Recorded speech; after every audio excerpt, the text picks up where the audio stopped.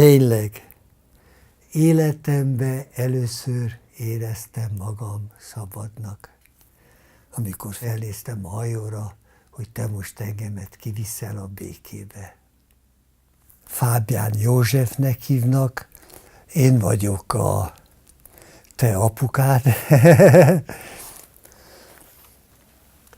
Ez itten a leírás a naplomba, hogyan szöktem meg Romániából. 1975.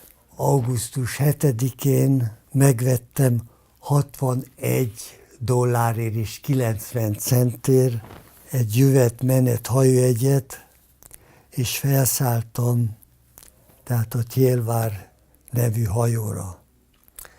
A fő oka, hogy elmentem, az volt, hogy én nem éreztem magam szabadnak. Nem hallgattuk azt a zenét, amit akartunk. Ha jeansed volt, elvágták a jeansedet, érted? Hogyha hosszú hajad volt, akkor lenyírta kopaszra. Képzeld el, hogy az egyik barátunk, a Tödit, nála otthon a pincébe hallgattuk a zenét, és jött a rendőrség, és elvitt mindent onnan, és ő kapott 6 hónap börtönt, azért, mert mi hallgattuk a zenét. Azzal az ítélettel, hogy ez káros lehet a fiatalságnak, elrontsa a fiatalságot. Mi hallgattuk a Beatleseket, meg a Rolling Stones-t, és ilyen zenét. Nem...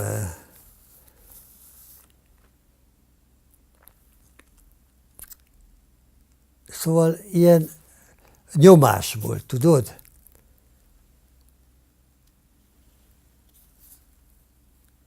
Szóval mindig kellett, hogy féljél, hogy mit beszélsz, mit mondasz, hogy nehogy jöjjenek és vigyenek el, ugye?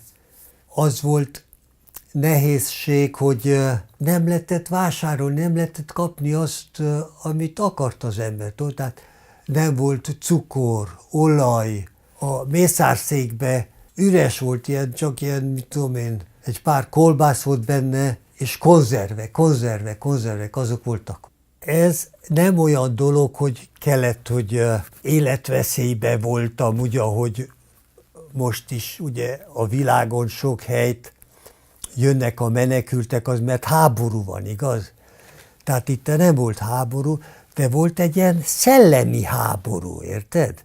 Tehát egy ilyen szellemi nyomás, tudod? És az is nagyon kínzó, ugye? És ugye ottan ilyen diktatúra volt, ugye? Jött Ceausescu, ki kellett menni az utcára, és tapsolni. Ceausescu. És hogyha ott voltak emberek, néztek, és hogyha te nem tapsoltál, akkor a fizetésedből levontak pénzt, meg megbüntettek, elvittek a rendőrségre. Amikor te akartál menni külföldre, akkor be kellett, hogy kérvényezd, hogy ki akarok menni, mit tudom én, Magyarországra, Csehszlovákiába, Németországba, mert nyugatra nem adtak.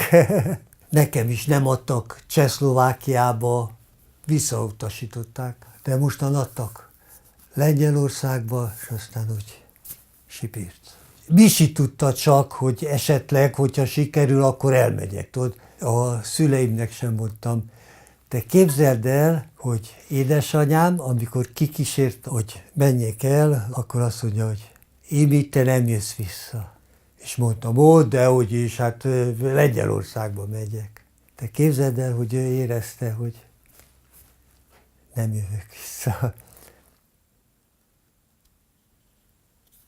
Értitek ezt?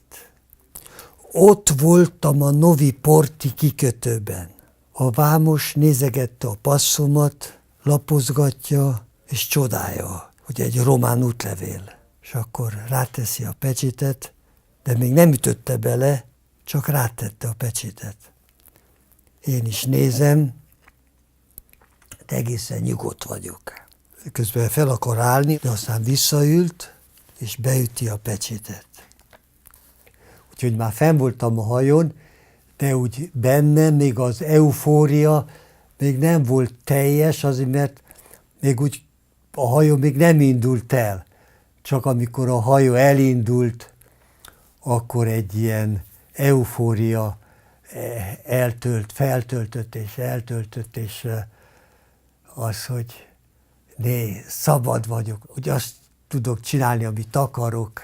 Nem állandóan az a nyomás, hogy te magyar vagy, nem vagy egyenlő egy románnal. Én egy ember vagyok, és mindenki ember.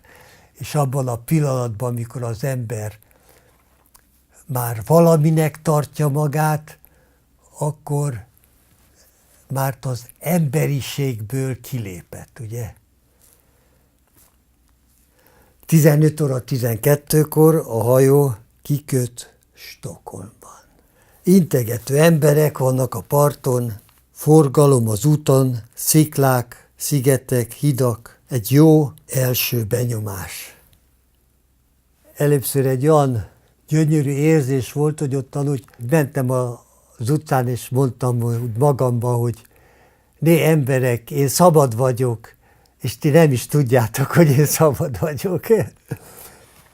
És aztán kinyitottam egy telefonkönyvet, és néztem egy magyar nevet, és telefonáltam nekik, és azt mondták, hogy na jó van, gyere, és mentem oda, és ez volt péntek este, és hétfőn mentünk a rendőrségre, ott jelentkeztem, adtam interjút, és azt mondta, hogy minden rendben van. 5 napra rá megkaptam a letelepedési és a munkavállalási engedélyt. Úgyhogy 5 napra azt mondták, hogy ez csoda.